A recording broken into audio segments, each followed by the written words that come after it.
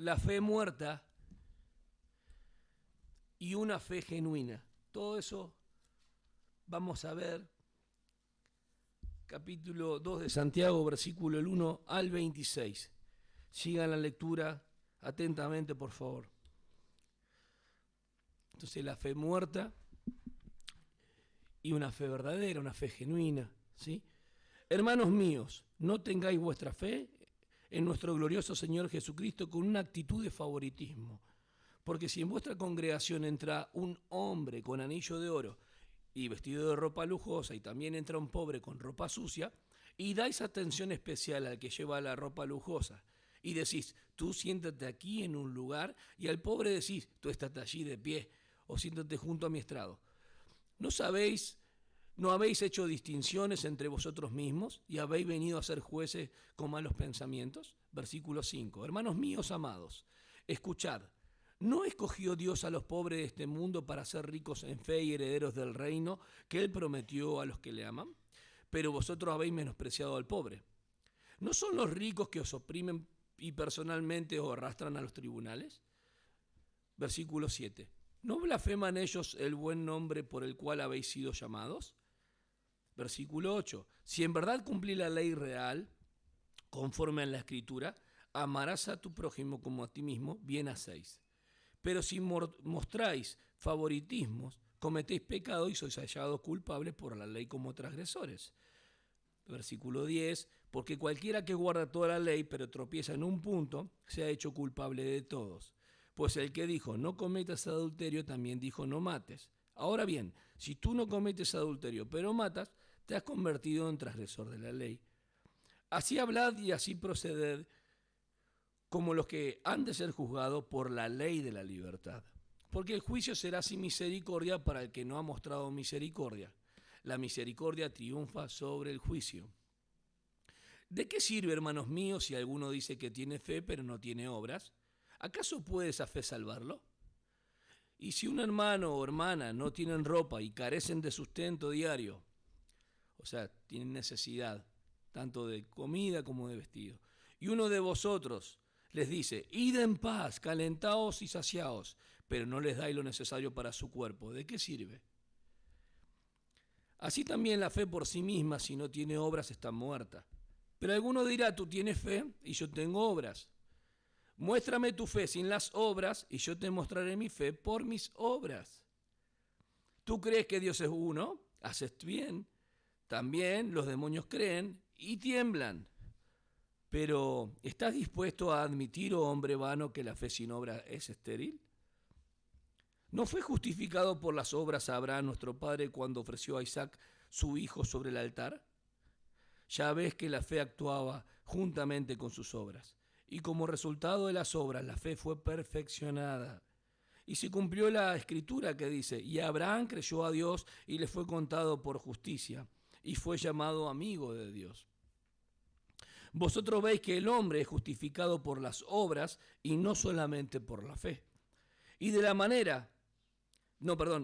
misma manera, ¿no fue la ramera Rahab también justificada por las obras cuando recibió a los mensajeros y los envió por otro camino?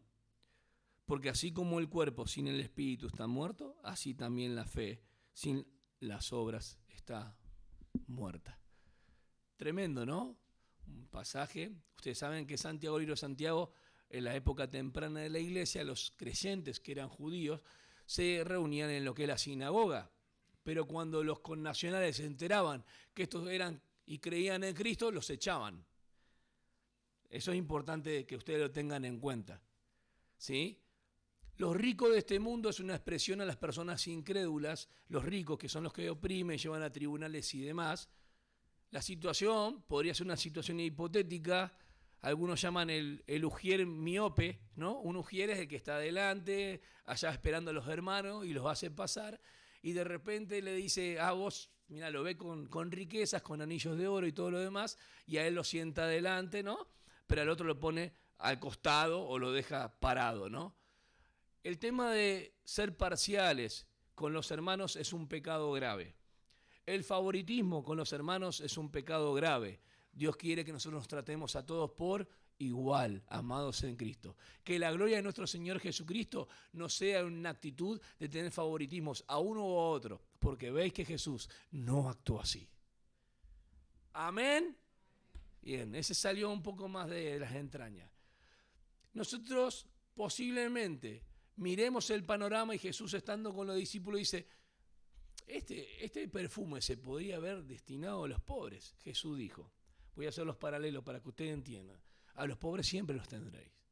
Pero acá lo que está sucediendo es que el caso hipotético pudiese ser, si algún hermano, como en Gálatas 6:2, si algún hermano se encuentra en algún pecado, el caso hipotético que puede suceder, si algún hermano entra en nuestra iglesia local, la iglesia del Señor, pero entra y ustedes ven que tiene sustento, abrigo, tiene economía, solvencia y lo hacemos sentar adelante, ¿sí? Sé que en esta congregación no ocurre, pero puede llegar nuestro corazón a pensar eso. ¿Por qué no? Por eso están las escrituras. Algún hermano puede estar luchando con esto y tiene favoritismo por el que más tiene y al pobre lo deja aparte. Eso está mal. La parcialidad es un pecado delante de Dios. ¿Y por qué contrasta esto y dice, ¿no sabéis que a los pobres se escogió Dios? ¿Qué quiere decir, David? ¿Que todos los pobres son salvos? No.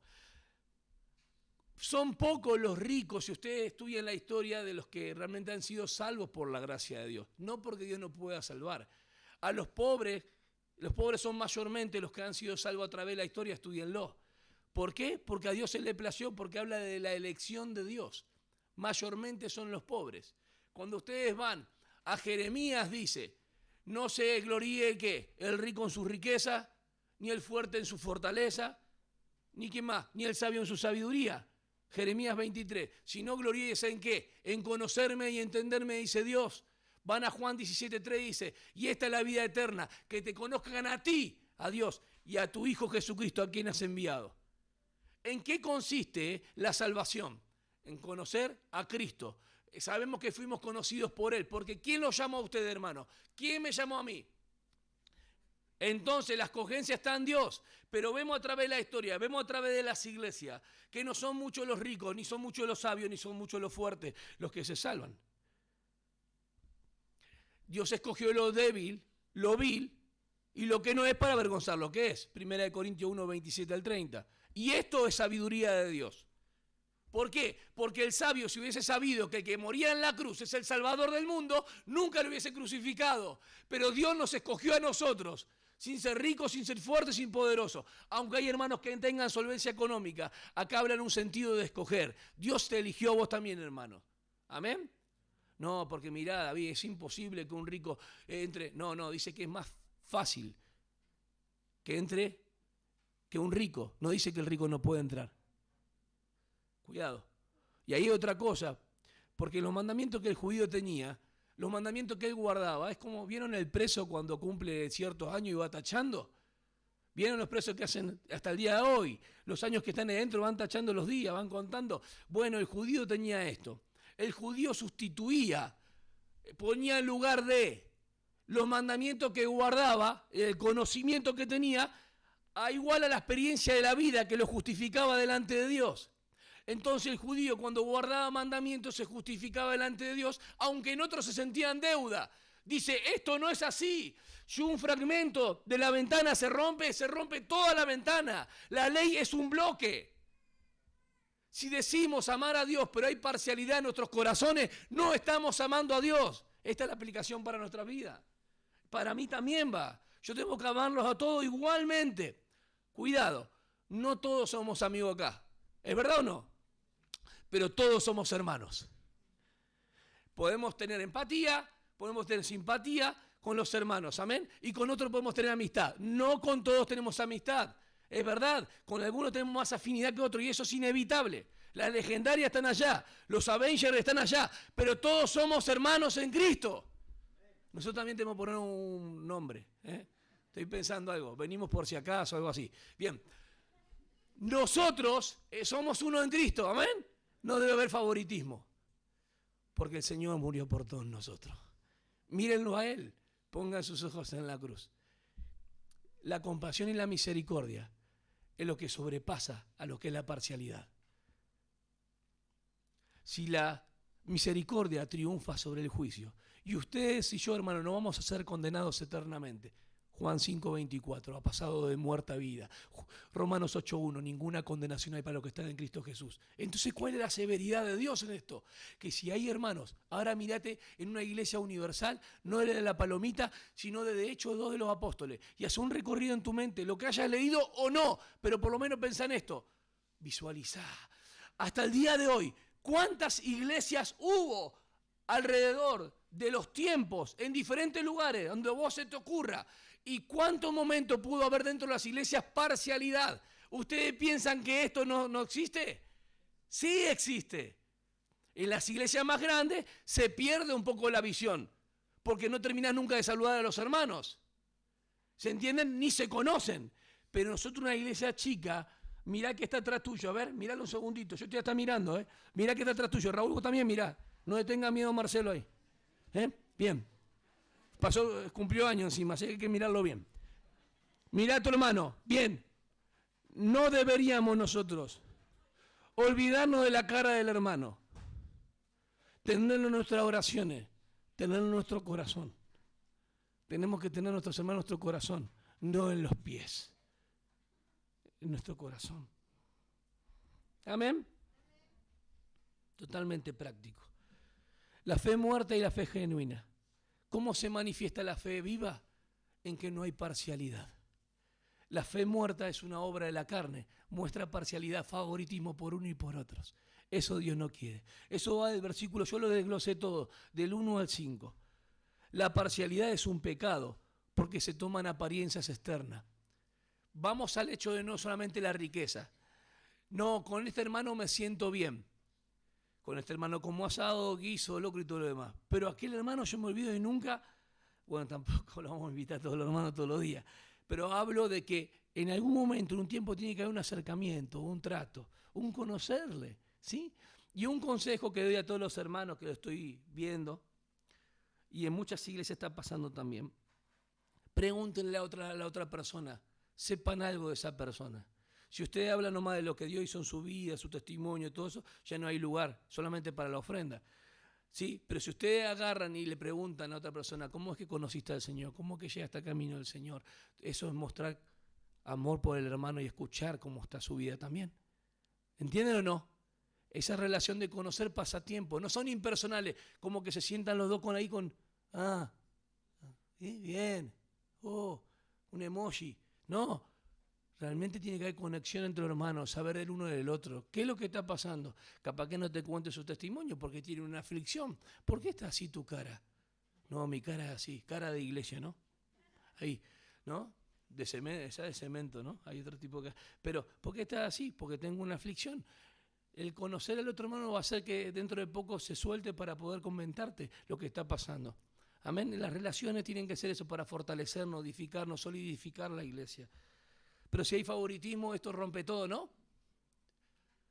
Por ejemplo, ahí está Lucho Samé, está sentado, hoy está sentado, gracias al Señor que viniste, Lucho, ¿sí? Y hemos orado por él, gloria a Dios, y está bien, ¿sí? Cristina no tenía ahí el informante, no tenía ahí la médica personal, 24/7 ahí con su papá.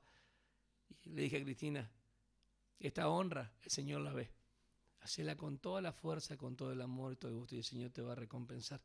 Yo no, el Señor va a recompensar, pero también nos va a ayudar, va a fortalecer nuestra fe, porque si pasamos un momento así, nosotros también lo podemos hacer, así como ella también lo hizo. Amén. Oremos los unos por los otros, vivamos la experiencia del compañerismo cristiano. ¿Qué pasaría si hay parcialidad? Versículos 6 y 7. Pero vosotros habéis menospreciado al pobre, ¿no son los ricos que os oprimen y personalmente os arrastran a los tribunales?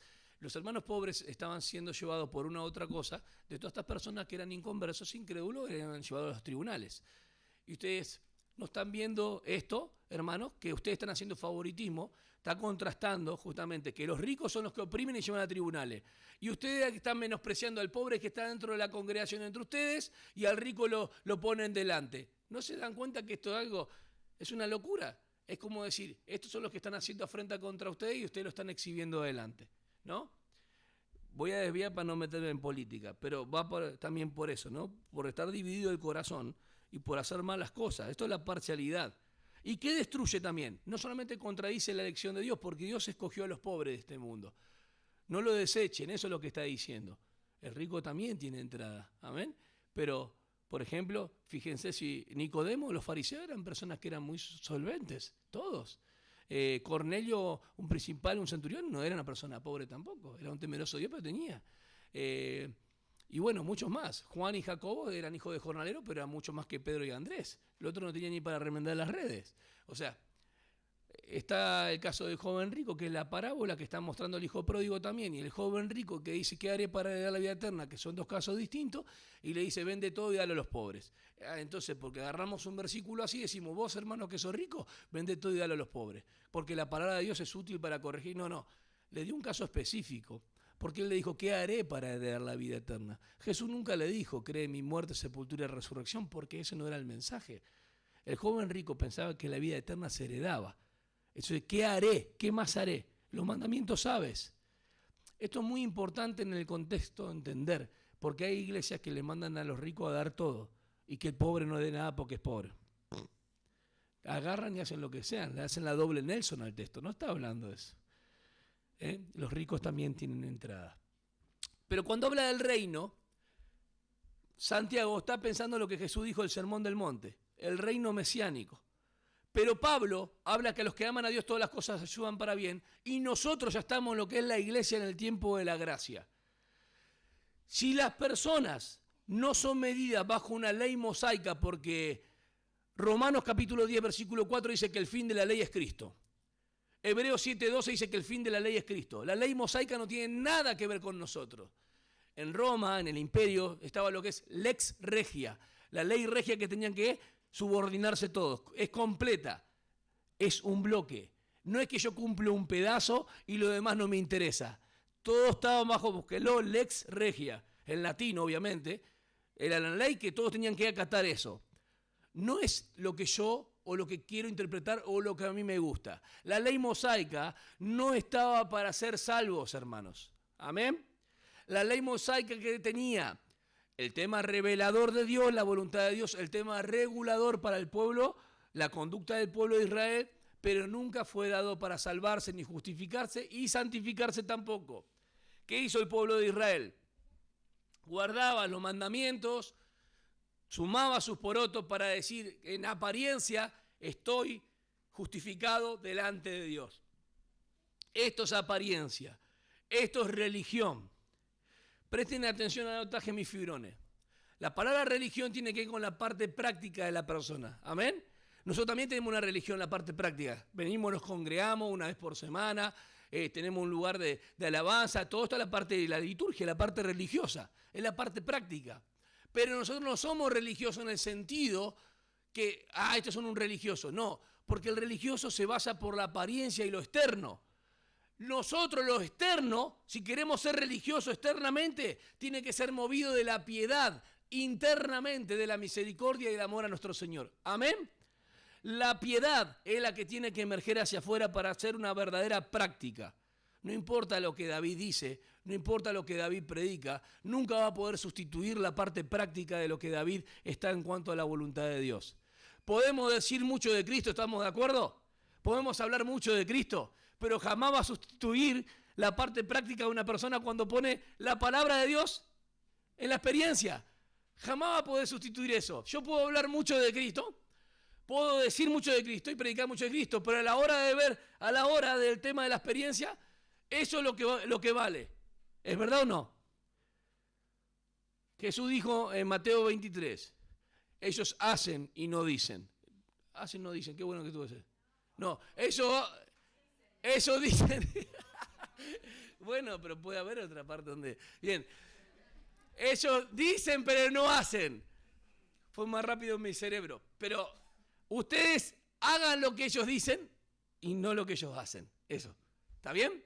Jesús nunca le dijo, porque son fariseos, son escribas. Nunca los juzgó por su oficio. Ellos hacen y no dicen. Ellos dicen que muevan una milla, pero ellos no quieren mover ni con un dedo. Tengo un problema de dicción.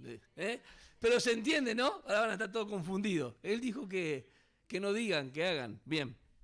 Bueno, pero ustedes entienden. Así se lesionaban todas las cosas. Bien, la ley mosaica cesó como regulación. Ahora, ¿qué pasa? Nosotros cuando leemos la ley de Moisés, dicen, pero estos principios morales siguen hoy. No, hermanos. La ley mosaica no podemos dividirla en la parte ceremonial, sacrificial, todo eso lo hace la teología. La ley mosaica era un bloque.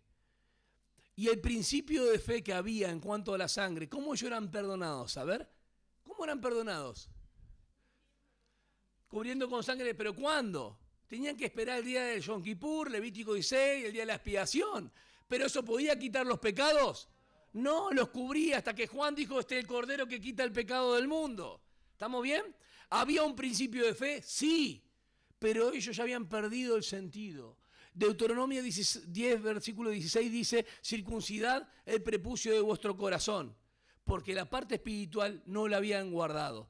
Ellos se jactaban por lo externo. Santiago dice, ustedes están viendo los religiosos por la apariencia, están teniendo favoritismo por las apariencias. Esa es una religión aparente que está carente, vacía de contenido, porque no hay misericordia. Entonces, Dios, en el tribunal de Cristo, a nosotros los cristianos, los que hicieron favoritismo en la tierra van a ser juzgados sin misericordia en ese sentido. No condenadas sus vidas, pero van a perder galardones. ¿Entendieron a dónde vamos? Porque nosotros estamos en la ley de la libertad. La ley de la libertad está en Santiago 1:25. La ley de la libertad está en Gálatas 6:2. La ley del amor, la ley de Cristo, la ley de Dios. La ley decía en Levítico, amar a tu prójimo como a ti mismo. Y pregunto de vuelta y que sabe la respuesta dice sí o no. No hace falta analizarlo. ¿Podía un judío amar a su prójimo como a sí mismo? ¿Por qué no? Muy bueno. Porque te decía lo que tenía que hacer, pero no te daba la fuerza, la potencia para poder lograrlo. Cuando Cristo se encuentra y está por lavar los pies de los discípulos, claro, la fuerza viene por el poder del Espíritu, por el amor de Cristo. Cristo dice, miren lo que yo estoy haciendo por ustedes. Dice que él enseñaba y después te estaba predicando, porque con el ejemplo el Señor enseñaba. Dice que los amó a todos, así, hasta Judas. Lo amó también a Judas, al que lo iba a traicionar. Posiblemente hoy mirando, reflejando nuestras vidas en Cristo, decimos, wow, nosotros también podemos amar a nuestro enemigo. Pero Jesús dice, un mandamiento nuevo os doy, que os améis unos a otros, y dice a sus discípulos. Y Juan dice, primera de Juan, un mandamiento nuevo, pero que no es nuevo, que es antiguo, no viejo, porque lo viejo ha de desaparecer. Lo antiguo puede pasar muchos años y no quiere que sí que desaparezca. Son dos cosas distintas. Es un mandamiento antiguo, amar a tu prójimo como a ti mismo. No lo podían hacer. Pero hoy en Cristo, hoy podemos amar a nuestro prójimo, el que está a nuestro lado también es nuestro hermano, pero también a nuestro enemigo también, porque Cristo nos mostró ejemplo. Entonces no estamos bajo una ley mosaica, la cual nos dice hacer algo y no lo podemos lograr. Estamos bajo la ley del espíritu de vida, bajo un principio que nos regula, no bajo la ley mosaica. La ley mosaica nos dice la revelación de Dios, pero no regula nuestras vidas. Ni a un judío, el judío que cree en Cristo ya no está bajo la ley mosaica, porque el fin de la ley es Cristo. ¿Se entendió? Pero Santiago está en un tiempo muy temprano de la iglesia, a la cual escribe. Los hermanos recién no tenían toda la cristología, eclesiología que hoy podemos compartir. Lo que es la iglesia, los hermanos en la fe, cómo se mueve la iglesia, el fundamento de la iglesia, sí lo tenían que es Cristo. Versículo 1. Hermanos míos, no tengáis vuestra fe en nuestro glorioso Señor Jesucristo con una actitud de favoritismo.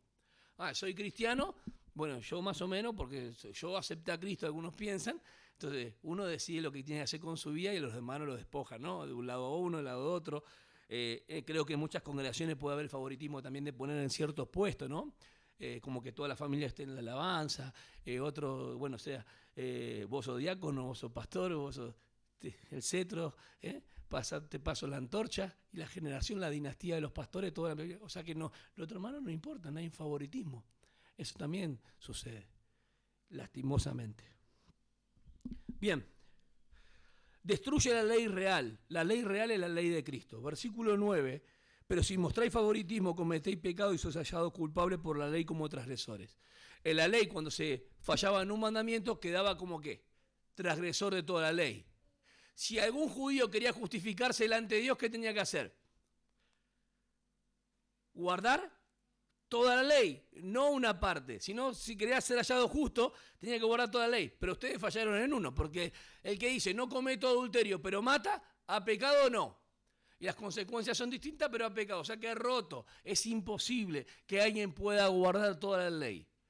Pablo, cuando dice yo era fariseo de la tribu de Benjamín, irreprensible en cuanto a la justicia, era todo lo que él pensaba acerca de sí mismo.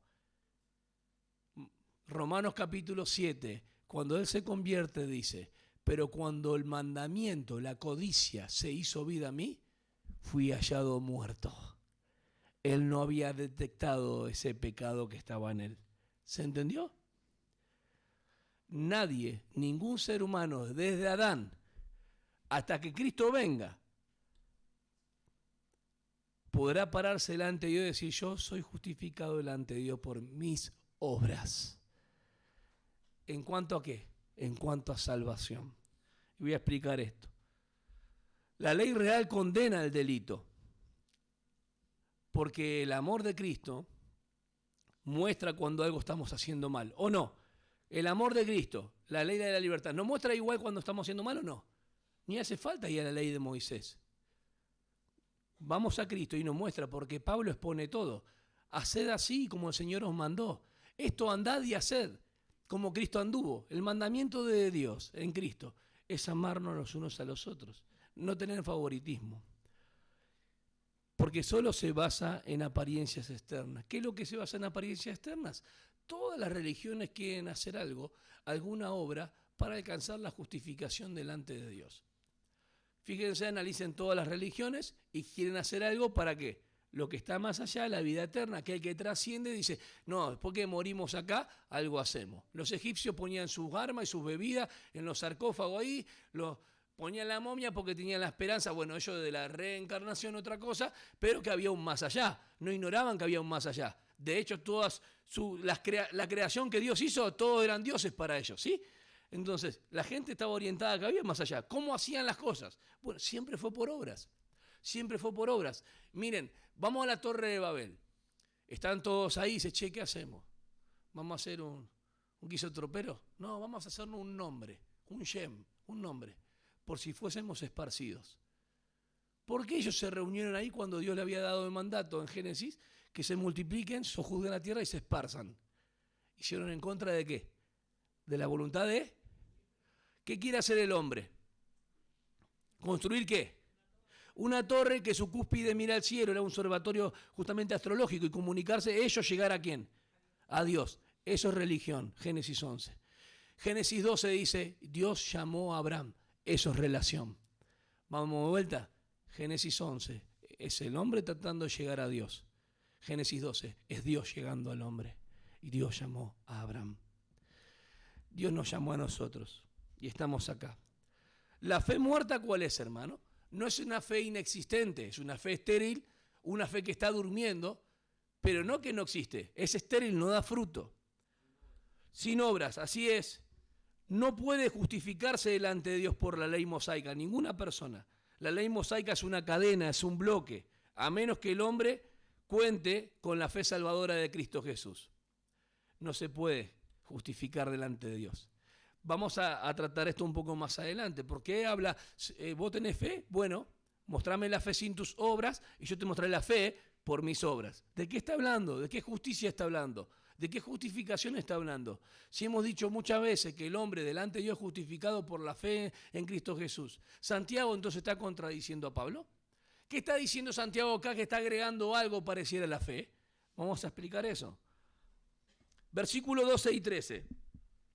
Así hablad y así proceded como los que han de ser juzgados por la ley de la libertad. Porque el juicio será sin misericordia para el que no ha mostrado misericordia. La misericordia triunfa sobre el juicio. La parcialidad, hermano, entre nosotros es un pecado grave y que Dios lo va a tomar en cuenta en el tribunal de Cristo aún para los cristianos. ¿Se entiende? Va a haber pérdida de recompensa y de galardones. Si nosotros somos parciales, vamos a abocar mucho tiempo para ciertas personas y no para lo que el Señor nos pide. Sea pastorear, sea discipulado, sea grupo casero, lo que sea. ¿Se entiende o no? Debemos hacerlo todo para el Señor y en nuestro corazón no tiene que estar esto. Esto es un pecado grave. no un pecadito. Es un pecado que se manifiesta en dejar a varios hermanos en un costado. ¿Solamente el rico puede tener este problema? No, el pobre también. Yo me junto con este porque este es de los míos y a otros lo desecho, la gente que tiene. No. Los problemas que había, por ejemplo, en 1 Corintios 6, era que los hermanos, en vez de resolver ciertos problemas de la iglesia, se llevaban a tribunales y a juicio entre los hermanos. Cuando dice, ¿cómo puede ser que los incrédulos resuelvan sus problemas y ustedes que son cristianos tendrían que hablar antes de llevarlos todos a juicio? Nosotros, yo trabajo con Carlos en mi barrio, póngale, ¿no? que te imaginás yo como dando la góndola y Carlos me dice, haz esto. No, ¿sabes qué? Yo te voy a hacer un juicio y va otro hermano y dice, hacele juicio. ¿Van entendiendo? Empleado, empleador, después habla todo eso, Pablo lo habla. Pero Carlos te dio una mano. Sí, pero ¿por qué no lo hablaste con él? Bueno, porque yo quería que él me pague más. Y hago todo mi trabajo mal, voy sin gana, pero somos hermanos en Cristo. Sí, pero no tiene nada que ver porque somos hermanos en Cristo, pero ahí él es mi patrón. Y Pablo habla de eso. Y que también habla del patrón de que no, así como el padre no se espera al hijo, que el patrón sea condescendiente con el empleado también, ¿no? Y otra hermana agarra y dice, che, ¿cómo está allá en mi barrio? Y en mi barrio estamos bien. Pero, dale, hacele, igual no tiene que ver, las cosas de Dios son así serias. Y le pica el cerebro como el pito bueno para que le haga juicio al hermano. Y lo llevo a tribunal, le pasamos acá. Los hermanos nadie se enteró. Hubo un alboroto, una catástrofe acá terrible en la congregación y los hermanos todos durmiendo, ni saben lo que ha pasado con los hermanos.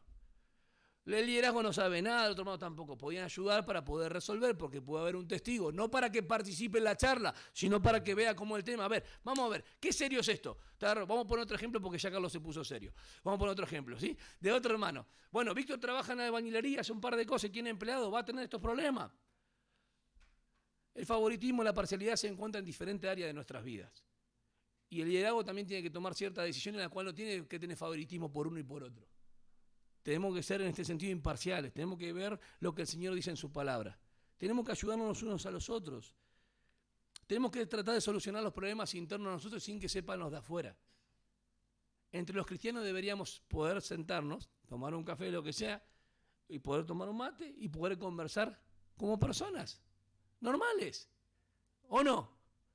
Bueno, no pasaba esas cosas. Era la iglesia incipiente, recién empezaba, época temprana. Pero después vimos, el hermano Oli, ¿qué predicó? Había un problema, dice, que no sabemos cuál es, pero Ebodía y Cinti que estaban ahí, complicada, ¿o no? Que no, yo quiero la cortina de aquel lado, no, el soporte no me gusta, ¿viste? Color oro, ¿no? Capaz que era un detalle, pero eso armó todo un problema, dijo, hermanas, esto no sea el sentir que hay en ustedes, sea de una misma estructura mental. Y Pablo le dedica 4 capítulos a los filipenses, que el sentir que tiene que haber en ella es el que vivo con Cristo Jesús, la humildad, la obediencia, la sumisión, el despojo. ¡Qué tremendo!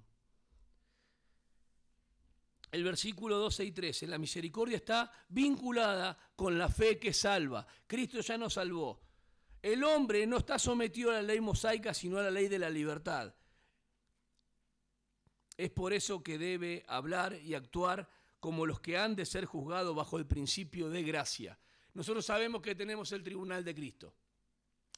Todas las películas hablan del trono blanco. No, nosotros no vamos a estar ahí, no tenemos ni parte ahí, porque estamos en Cristo escondidos. Y nuestras vidas, 1 Corintios capítulo 3, versículo del 11 al 17, habla de los que enseñan, los colaboradores. Recibirán recompensa o también retribución en el sentido de pérdida de galardones si enseñaron mal. Pero en Romanos capítulo 14, del 10 al 13, y 2 Corintios 5, 10, habla a los creyentes, a todos los creyentes, que cada uno de ustedes darán cuenta delante del Señor. ¿Ustedes sabían eso? Cada uno daremos cuenta delante del Señor.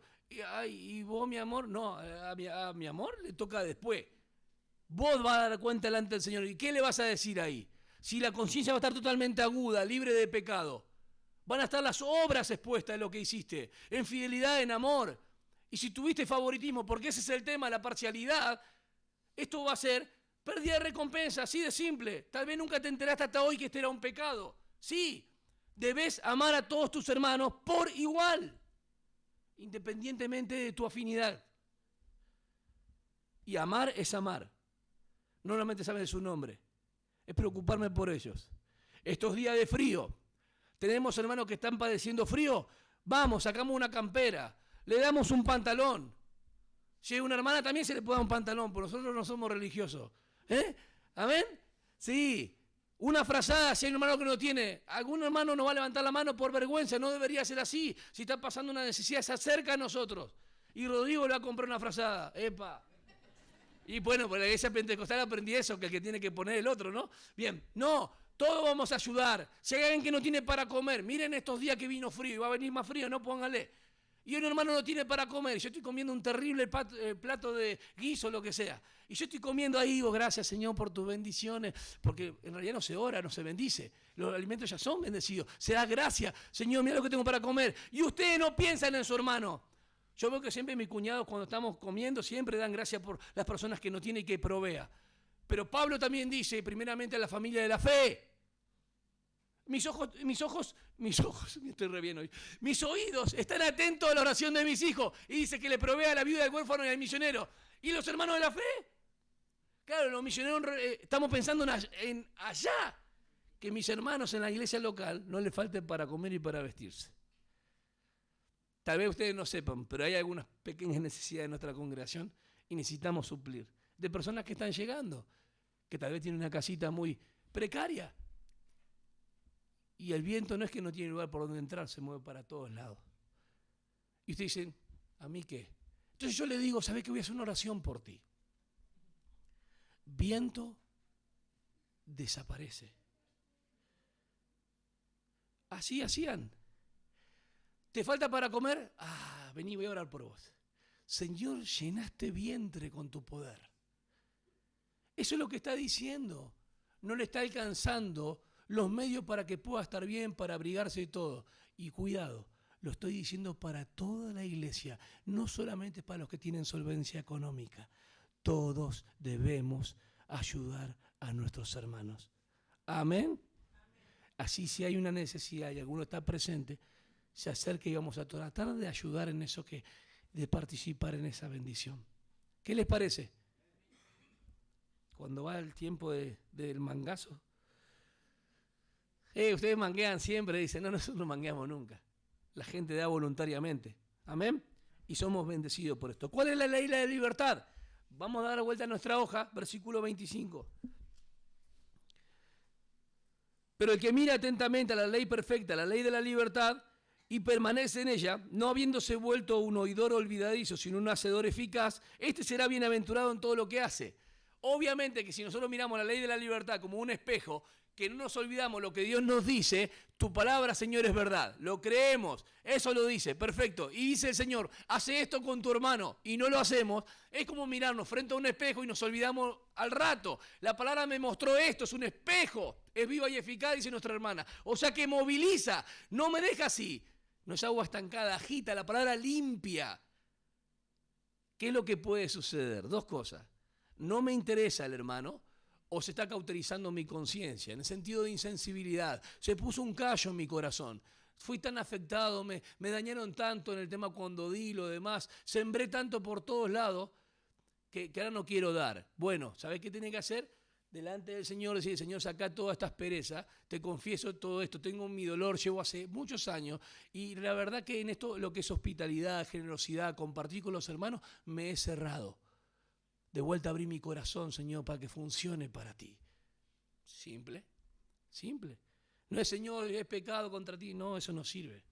Confesá lo que tenés dentro. La ley de la libertad te da esta chance. Estás pues firme en la libertad con la que Dios llamó. Gálatas 5:1. ¿Nos llamó el Señor a la libertad o no? ¿Por qué queremos vivir esclavos? No sé. Hay hermanos que les gusta ser esclavos y hay otros hermanos que quieren vivir la vida en libertad. La fe muerta es esta que dice y no hace.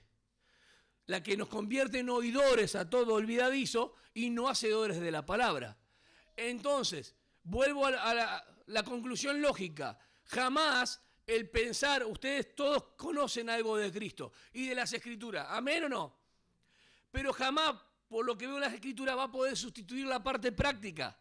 Yo puedo saber mucho de Cristo intelectualmente, puedo hablar mucho del Señor, aún David, pero jamás va a sustituir la práctica. Con mis hijos tengo este problema, porque yo les digo cuánto los amo, pero en la parte práctica yo fallo. ¿Ustedes no fallan? Capaz que menos que yo, pero en la parte práctica donde se hace, no puedo sustituir eso. Entonces yo me agarro de vuelta, anclarte de la mano del Señor y decir, no, voy a caminar por delante tuyo.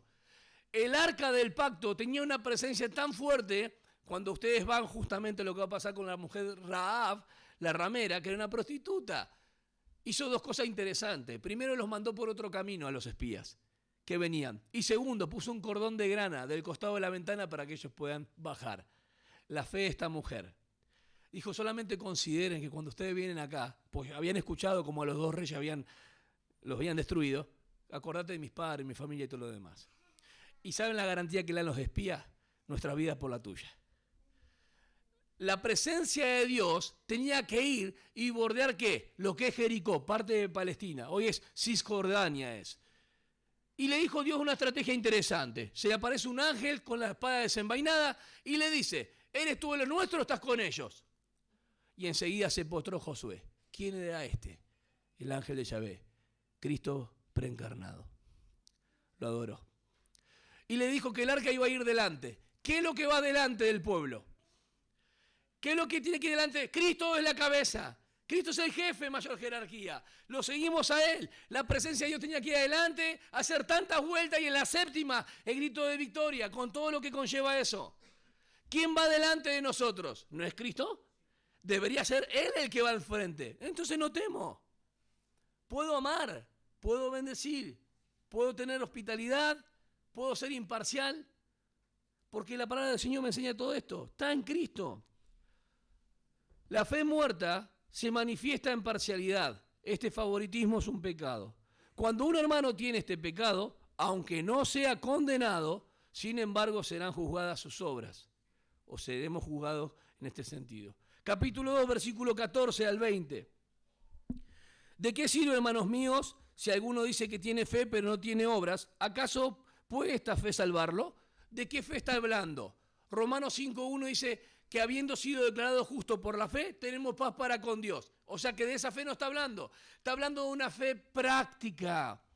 La fe que me justifica ante Dios es por la obra de Cristo. La fe que me justifica ante los hombres es por obra.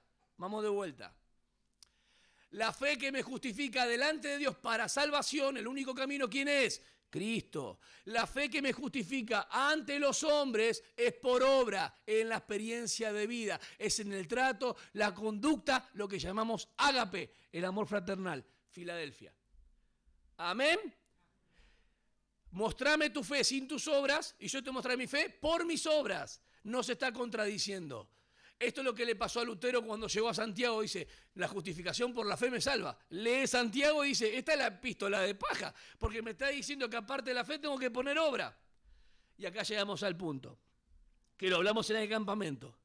Y quiero ser enfático hoy para que se pueda entender.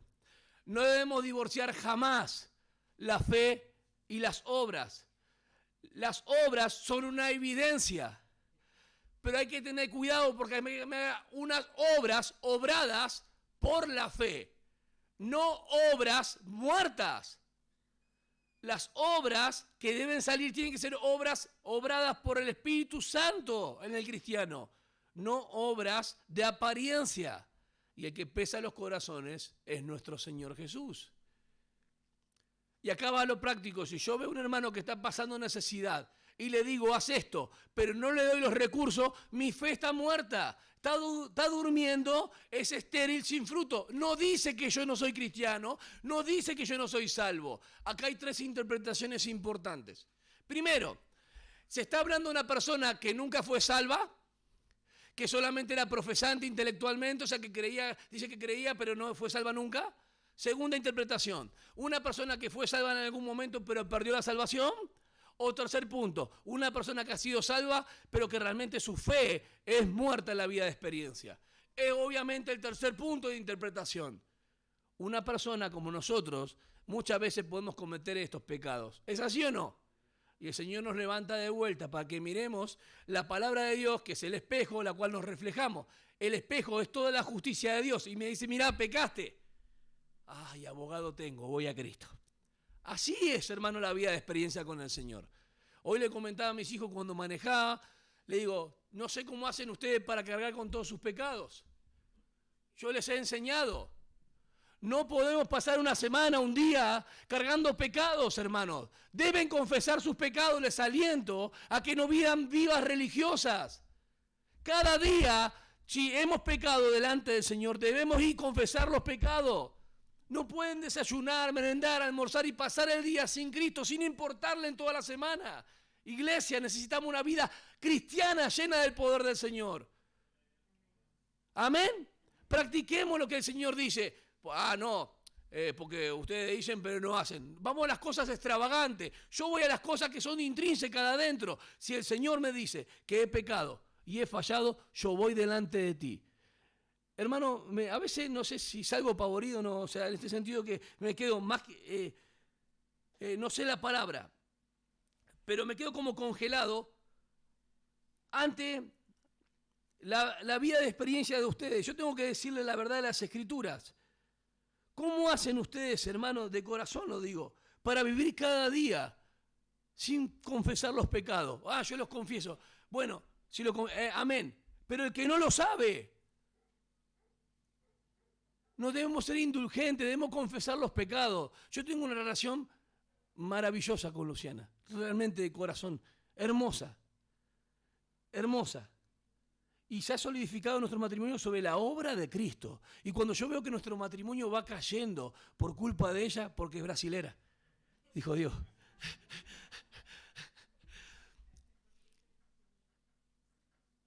Le pido perdón por aquellas cosas que yo estoy haciendo mal. Y lo hablamos y lo tratamos y nos ayudamos. Digo, mira, acá estoy un hombre imperfecto.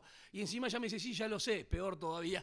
Entonces, pero vamos y solucionamos las cosas. Mirá, me siento en esta situación, tengo esta aflicción, esta tribulación. Ayúdame en oración, por favor. Y todo lo completa el Señor. Nosotros no dependemos del liderazgo ni nadie. Yo dependo de Cristo en mi relación personal. Y hay pecados personales que no hace falta que se entere tu esposa. Llévalos al Señor. De pensamiento, de bronca, de odio. Dejar eso a los pies de Cristo. De amargura, de tristeza. ¿Nunca lucharon con el afán, hermanos? Esta semana fue impresionante. ¿Nunca lucharon con el afán? ¿Saben qué? ¿Saben lo que es el afán? Una preocupación desmedida. Porque ocupa tu corazón, te pone ahí. Esta semana fue mortal en lo que es el afán. ¿Nunca lucharon con alguna decepción que tenían que hacer cierta cosa y no les salió como quisieron? Bueno, esta semana fue la mejor en eso. En la escuela, en todo. Cuando uno pone toda la ficha ahí. Y aparte fui orando. No es que no fui orando, fui aceitado, todo. Untado fui. No tiene nada que ver. Todas las cosas ayudan para bien a los que aman a Dios. Aunque no salen muchas veces las cosas como yo quisiera, yo voy y sigo adelante. Y mi esposa me da un aliento ahí. ¿Sí? Me dice, vamos. ¿Sí? Nosotros en esta vida, los que amamos a Cristo, vamos a sufrir por causa de él. Tal vez no el martirio como muchos, pero tenemos nuestras tribulaciones. Porque es necesario que para entrar allá pasemos por muchas tribulaciones. Entonces capítulo 1 de Santiago dice que el hombre maduro pasa la prueba. Capítulo 2, el hombre maduro tiene una fe viva. Viene la pregunta e ilustra este principio, versículo 14. ¿De qué sirve, hermano, si alguno dice y no hace? Así nomás. Versículo 15 y 16. Vemos que no solo no ayuda al hermano, sino que es miope espiritual, porque sino que le dice inútilmente que vaya, coma y se abrigue.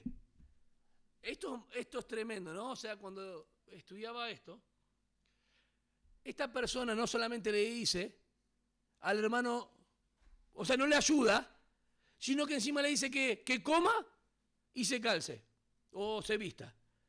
no le provee los recursos, o sea, no le ayuda y encima le dice esto. Eso es inútil. ¿Podrás salvarle a su hermano? Delante de los hombres, ¿puede ser justificado en rectitud delante de los hombres? No, porque es un necio, porque dice y no hace. Amén. Cristo dice que vino al mundo para salvar a los pecadores. ¿Estamos de acuerdo o no? Entonces el amor no se torna en un sentimiento, sino que el amor es una decisión. Él vino al mundo. Amén. Y si yo digo que amo a mi hermano, ¿qué tengo? Acción. La fe se evidencia por mis obras. No debemos divorciarla. A veces me hacen esta pregunta, ¿pero puede haber una persona? Sí, puede haber, porque la fe puede estar muerta. ¿Puede un cristiano no obrar en fe? Sí, muchas veces. No ha aprendido a caminar, está inmaduro, ¿sí? Y su fe es diabólica. ¡Epa! ¿Qué pasó, David? Sí, la fe diabólica es justamente porque creen en Dios, los demonios creen y tiemblan. Pero no se sujetan a Dios en el sentido de la sumisión en cuanto a redención y nada, porque no tienen redención. Es una fe crédula. La fe que dice que cree en Dios, pero es una fe diabólica en la experiencia.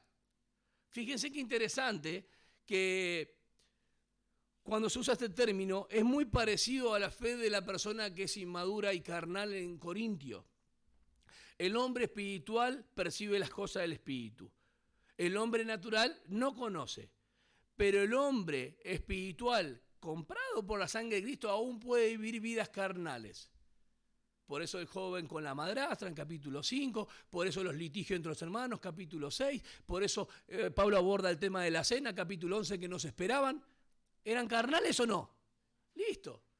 Esa inmadurez es una fe diabólica, porque dice y no hace. La fe delante de Dios que me justifica es por medio de Cristo. ¿Estamos bien? Pero la fe ante los hombres, esa justicia es la evidencia.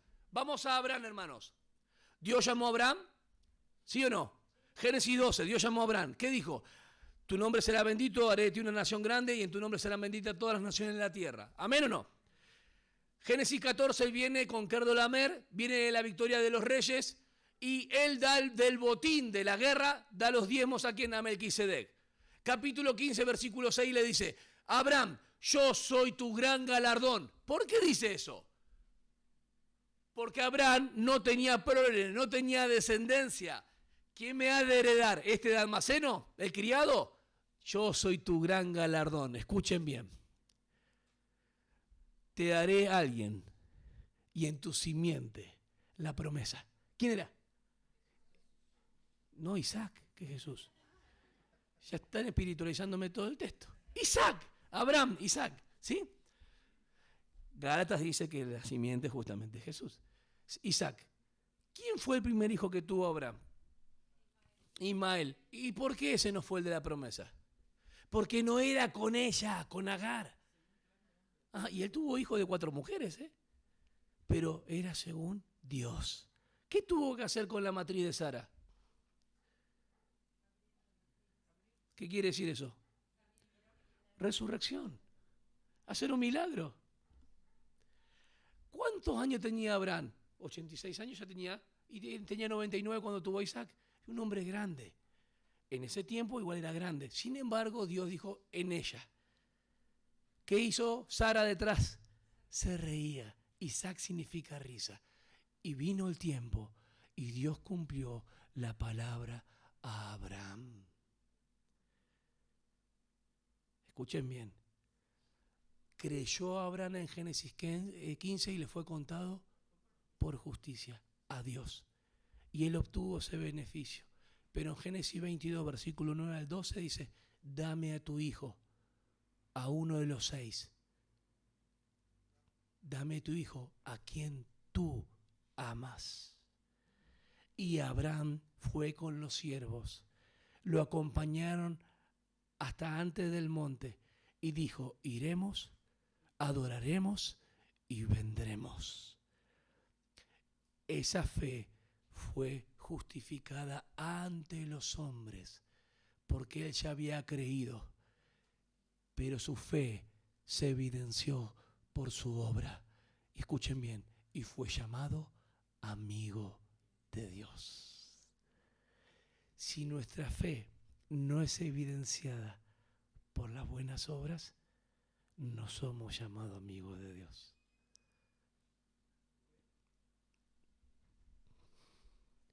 El ejemplo de la fe es el caso de Abraham. Abraham fue justificado por las obras cuando ofreció a Isaac delante de los hombres, pero ya había sido justificado delante de Dios cuando creyó a Dios. Cuando vos creíste en Cristo, fuiste justificado delante de Dios por medio de la obra ¿de quién? De Cristo. Pero para vos ser justificado delante de los hombres, tu fe tiene que evidenciarse en buenas obras. Amén. Y una de las que nos pide es que nos amemos en la iglesia, que no tengamos favoritismo y parcialidad, porque Cristo eso lo aborrece. Que sean uno. Santiago utiliza la palabra justificado en el sentido de haber sido probado o demostrado justo ante los hombres, en cuanto Pablo usa el término en el sentido de ser judicialmente declarado justo ante Dios. Santiago está hablando con respecto al hombre y Pablo habla con respecto a Dios. Versículos 25 y 26 para terminar. El caso de Rahab. Josué capítulo 2, versículo 1 y 21. Pero yo voy a leer la síntesis en Hebreos, los héroes de la fe. Capítulo 11, versículo 31 para terminar. Por la fe, la ramera Rahab no pereció con los desobedientes por haber recibido a los espías en paz. ¿Cómo? Solamente no pereció con los desobedientes, tenía que ser destruida toda, porque Dios le mandó que destruyan todo. Pero no pereció Rahab ni su familia. ¿Por qué? Por haber guardado aquí en los espías, porque sabía que estos espías eran del pueblo escogido por Dios. Y si a estos pueblos les pasó y les sucedió todo esto, yo escuché todo lo que ustedes hicieron con otros pueblos. Por favor, no maten a mi familia, a mí, a nadie. Nuestra vida va a ser en garantía por la tuya. ¿La quieren ver? Capítulo 2 de Josué. Capítulo 2 de Josué. Ustedes saben que Josué pasó al otro lado de Jordán. Y todos los que pecaron, las 3 generaciones, murieron en el desierto. María, Aarón y Moisés lo vieron de lejos, pero no entraron. Josué entró. Y la generación que no conocía al Señor de sus padres tuvo que aprender desde cero. Y dice, esto haremos y guardaremos. Sí, la generación primera también dijo lo mismo. Capítulo 2, versículo 14. Y los hombres le dijeron, nuestra vida responderá por la vuestra, si no reveláis nuestro propósito. ¿Cuál era revelar nuestro propósito? Que ellos decían, sacarlos afuera. Y ella no los sacó, los escondió detrás de una planta, ustedes ven todo, y los bajó por otro lado. Otro camino, y encima le dejó una cuerda para que ellos puedan descender. Que no reveléis nuestro propósito. Y sucederá que cuando el Señor nos dé la tierra, te trataremos con bondad y lealtad. Vamos de vuelta. Cuando el Señor les dé la tierra, una de las primeras tierras que conquista, ¿cuál es? Justamente caen los muros de Jericó, Jericó una ciudad totalmente de pecado. Te trataremos con lealtad y bondad. ¿Qué es eso? Es un pacto entre los hombres. Vos hiciste esto por nosotros y nosotros te damos de garantía en nuestra vida que trataremos con bondad y lealtad a vos y a tu familia. ¿Por qué? Porque los recibió y los despidió en paz. La fe en el Dios de Israel que hizo todas estas cosas la movió a ella para decir, a estos los guardo, estos no me los quita nadie. La fe fue demostrada, evidenciada. Ponete de pie. Mi pregunta es, ¿queremos tener una fe viva y verdadera, genuina? Una fe muerta, estéril, que no produce fruto. Y aunque creemos en Cristo, estamos en el servicio, en el compañerismo cristiano, en el grupo casero, hermanos, a Rodrigo, todos los que están liderando, las hermanas también. Que cultivemos estas cosas que son buenas para nosotros. ¿Amén? ¿Sí? Nadie dice amén. 3, 4 de 100 personas. Cultivemos estas cosas que nos harán bien. Amén. Porque la palabra de Dios está para ser solamente oída o para ser practicada. Practicada. Porque si practicamos la palabra del Señor, entonces estamos viendo un espejo y no nos olvidamos de lo que el Señor nos dice, sino que hacemos lo que Él quiere y no hacemos lo que Él no nos pide. Dios, te agradecemos por tu gran amor y tu misericordia. Tu misericordia triunfa, es la verdad. Ayúdanos con todos estos principios bíblicos que encontramos, pero ahora bajo la gracia. Vemos cómo Abraham fue justificado por la fe, pero también fue justificado delante de los hombres por las obras. Vemos a Rahab, una persona que era ajena al pueblo, que aún no entró en la descendencia y en el linaje y dentro de lo que es del rey David. Qué maravilloso que son los cambios que vos hacés y cómo transformás las vidas de las personas que no merecían nada y solamente por tu gracia. Así nos has llamado a nosotros. Y el llamado y la escogencia no viene de nosotros porque seamos buenos o porque hay cosas de apariencia que pueden promover o indicar cierto sentido o condicionar la salvación. Para nada. Fuimos escogidos solamente por gracia. Y todos los que estamos acá queremos tener un compañerismo cristiano, queremos ser hospitalarios con nuestros hermanos, queremos ayudarnos y compartir aún nuestros recursos para poder bendecir a muchos en la congregación local.